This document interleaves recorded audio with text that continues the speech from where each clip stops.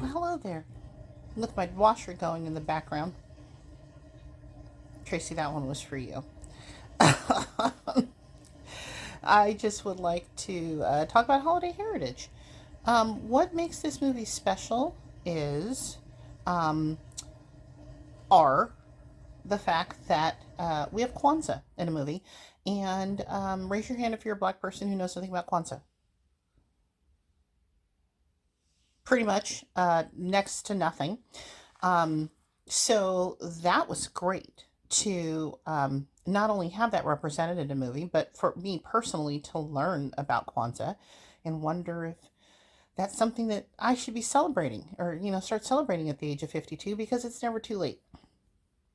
The other thing that really works in this movie is the three generations of women with um, why didn't I look up her name before we started? Um, but Holly Robinson Pete, her daughter, and her mother. I really enjoyed all of these characters. I really believe the relationships, the ideas about like what you need to do to spread your wings or to move on, or sometimes that means coming back to where you started. Um, I really like that.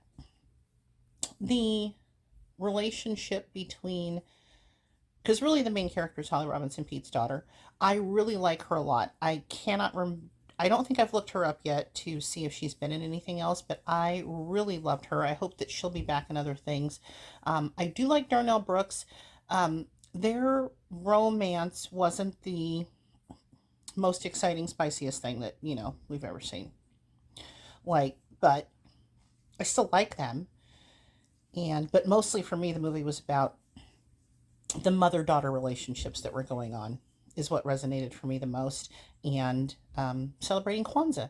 And there's stuff in there about, moving on when we lose people. And uh, yeah, so I'd recommend it. I mean,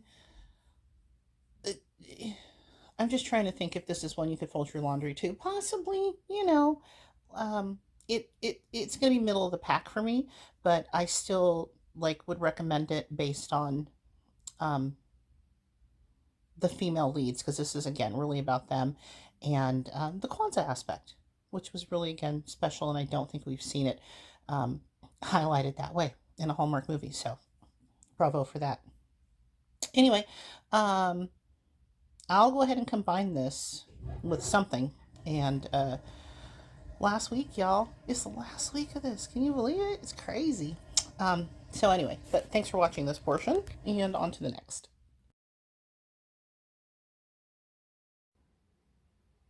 We've made it to the final week. I'm about to wrap up the last three movies, and just gonna throw them all together as one video because it's Christmas Day, and I think today is a perfect day to be done with everything. So, I just finished Hanukkah on Rye. I'm not going in order of the movie's releases or in the order in which I watch them, but who cares? Um, so I really like Yael. I already forgot her name. Grossbus, I think. Gloss. But oh my god, I looked it up like half an hour ago. And now I can't remember. Anyway, she looked so familiar to me. She's the female lead of the movie. She looks so familiar to me, and it's because she was in Jane the Virgin, which I watched like maybe the first season plus of, and at some point maybe I'll go back and watch it again.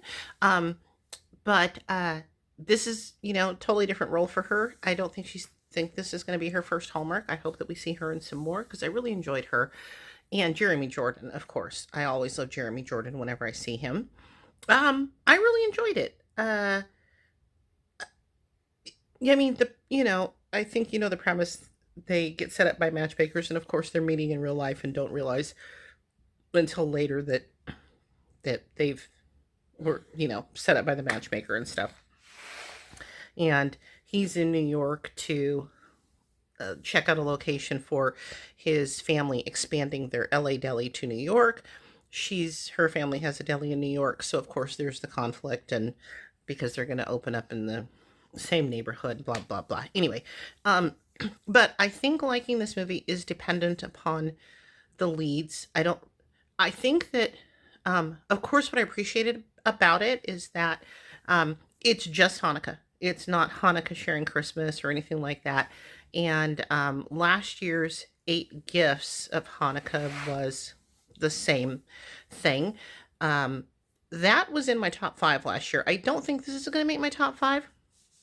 And I guess that's just a testament to the fact that I've enjoyed a lot of the movies this year. So that's good. But I did like it. I'm going to have to think about where it's going to land for me. Again, I really did enjoy them. I think that the only problem for me is I don't know. I don't know what it is because I feel badly for movies that come at the very end of watching 40 of these movies in like 8 weeks, because that's a lot. Number one, and number two, just the hustle and the bustle and the rush of Christmas for those of us who celebrate Christmas, and in the middle of that, for me, working a bunch of overtime and stuff too. So, um, yeah, but I liked it. I would totally have to recommend it. Because I think their chemistry is fantastic. And so, what was I going to say that was negative about it? I don't know. Sometimes I felt like um, I could, every once in a while, I could feel like I was like, I'm reminded I'm watching a movie that somebody wrote this movie, as opposed to completely escaping into it. Of that, I call it like being able to see the screenplay, which is a good screenplay, but I felt like sometimes there were parts that took me out because it felt too scripted, I guess, is what I'm looking for. And I'm not even sure that I could tell you a specific part that I'm talking about or what I mean. I just remember thinking that at various times. But I enjoyed it. And I'm hoping that Hallmark will do at least one Hanukkah movie every year, because they should. And yeah, I would say that you should watch it. And I don't think. Oh, and Lisa Loeb is in it, and it's funny because her family's deli is like she's trying to get her family's deli to try these different things so that they can be more relevant and have more business and stuff like that. And one of the things they do is a contest to come up with a new um, Hanukkah song. And so they have kind of like this little talent show, and Lisa Loeb shows up. And I love Lisa Loeb. I already mentioned in my previews because of her song Stay, I Missed You being my go to karaoke song from the Reality Bites soundtrack. The song's amazing. Anyway, on to the next movie. Thanks for listening to this part of the movie, because I don't know if it's going to be at the end or the beginning or whatever. So, but as always, thanks for listening.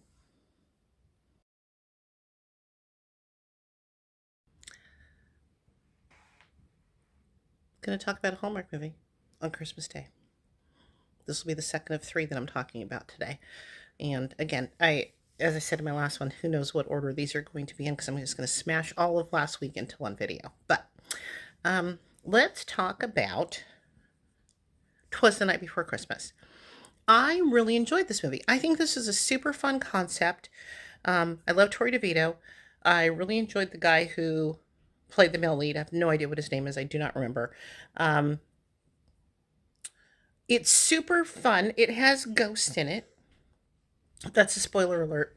I should have said spoiler alert. It has Ghost in it. But I will make sure that I put something on that says spoiler alert. But if you're watching this, I'm assuming that you watched the movie, as opposed to trying to figure out if you should watch the movie. But maybe it's not that big of a spoiler alert. Like, you're going to figure it out pretty easily that that we have some ghosts pop in, and excuse me, the context of it. The thing is, they're talking about the poem "Twas the Night Before Christmas" and authorship of it, and whether it was Clement Moore who wrote it or this guy Livingston who wrote it. And Torrey DeVito has written a play that is about this, and she's directing it. And she used to be an actress back in the day, and yeah, they're basically like going through putting on this play, and like she's and it's as they're dealing with the controversy of who wrote the play in the style of like a courtroom thing. So like there's a lawyer to represent Livingston and a lawyer to represent Moore, and then because these ghosts pop up, then they just kind of wind up adding them to the play. Like nobody ever like talks to them or gets their cell phone numbers or excuse me. Damn. Goodness gracious. Or figures out how that they can reach him to tell them if like rehearsal's going to be changed. They just I guess like hope they show up for these rehearsals. It's all very doesn't make any sense. It's kind of ludicrous and ridiculous, but I was completely here for it. I really enjoyed it. I just like love Tori DeVito, so I'm anything that she's in, I'm going to want to watch. Um, and it was different. Like I haven't seen anything like that before on the Hallmark Channel, so I really appreciated that. I feel like I've been holding this in crooked the whole time. I'm pretty sure I have. Anyway, I would recommend this one. I don't know. I don't know where it's going to land for me.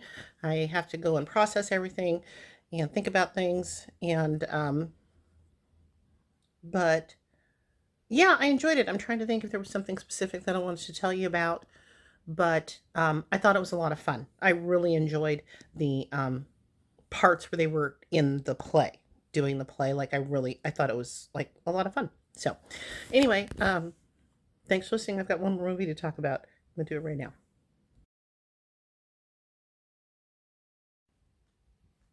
Last movie. This isn't the last movie I watched, but this is the last movie I'm going to review for 2022. We finished all 40 of them, guys. If you were on this journey with me, we finished all 40 of them. And the last movie is 5 More Minutes, Moments Like These, I think. I was pleasantly surprised by this movie. Going in, I think if you watch my stuff, you know that I'm never really looking forward to the ones that come on Saturday nights on Hallmark Movies and Mysteries because they're going to be a little sad. They're going to probably be involving somebody who died. This one is no exception. So the situation here is that Ashley Williams is a single mother. She's a single mother because her husband dies. We see we see the flashback, I think, right in the beginning of the movie. So that's not a spoiler at all. And the way that goes down is super, super sad. And so she picks up and moves to like California to like be where her mom is.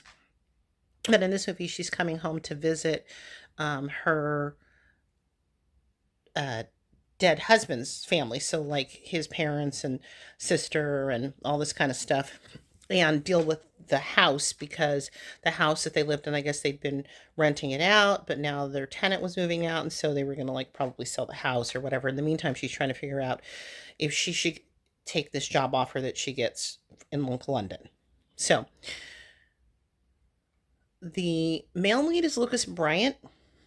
I think that's his name. I'm pretty sure it's his name because every once in a while, just like randomly, just totally forget a name and then put some other name in its place that's completely not the name at all. But hopefully, that's not what I'm doing this time. And he's a hunk. I have decided. He was. I feel like I've seen him in something, or like I want to say I've seen him in one of the Time to Come Home movies.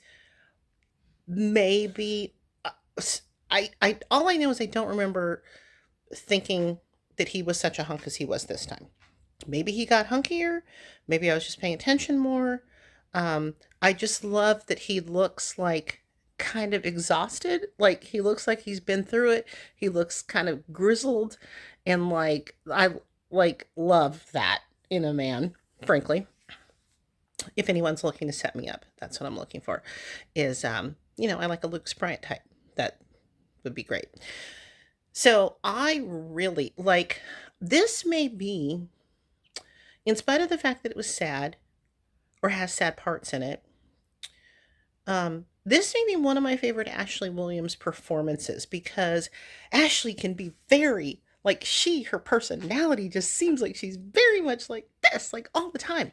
So this was a really nice, like understated role, and I think she did just a fantastic job, like a completely great job of conveying, like going through this grief, dealing with like difficult life choices, trying to figure out, like there was a part where she was talking about feeling like she doesn't know what she's doing as a mom and stuff, and I was like, oh my god, sister, I hear you, I feel you, because Anyone who's a parent, I think at some point has gone through that of feeling like, wow, I don't know what the hell I'm doing.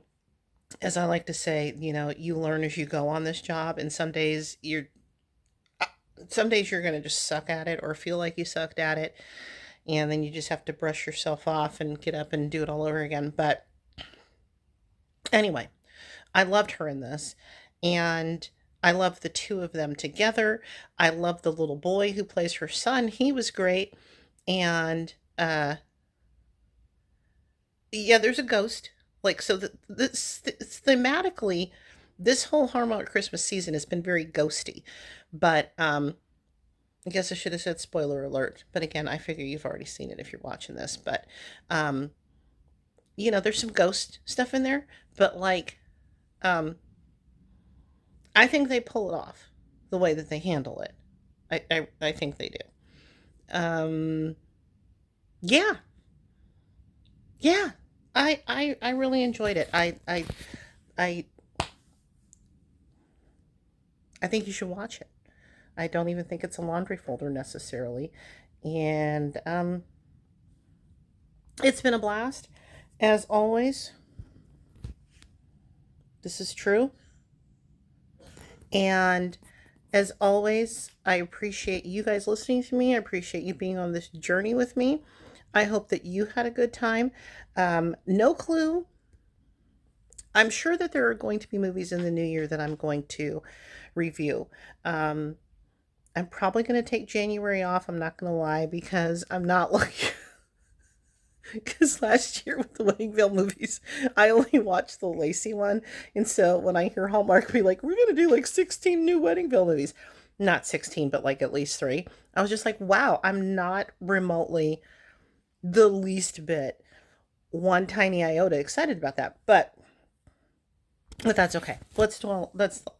I always am like fatigued as far as Hallmark goes in January anyway, so it wasn't fair to those movies that like I watched them under those circumstances last year, or attempted to watch the ones that didn't have that first Lacey one, which I actually liked. But anyway, some point maybe I'll go back and watch those. But I can't even imagine watching these this year. But I'm sure that I'll be back with something. Maybe I'll watch Christmas movies throughout the year because, like, I'll find like random like Lifetime movies and go, oh my god, there are like so many of these. They're not going to probably be as good as Hallmark movies, but there's like a lot of stuff that I want to watch, and I don't know if it's wrong to watch Christmas movies throughout the year. I kind of think that it isn't. So maybe I'll do that. Or at the very least, I will see you guys next October for another 40 of these. So, as always, thank you so much for being here. Thanks for listening. And Happy New Year if I don't talk to you guys before then.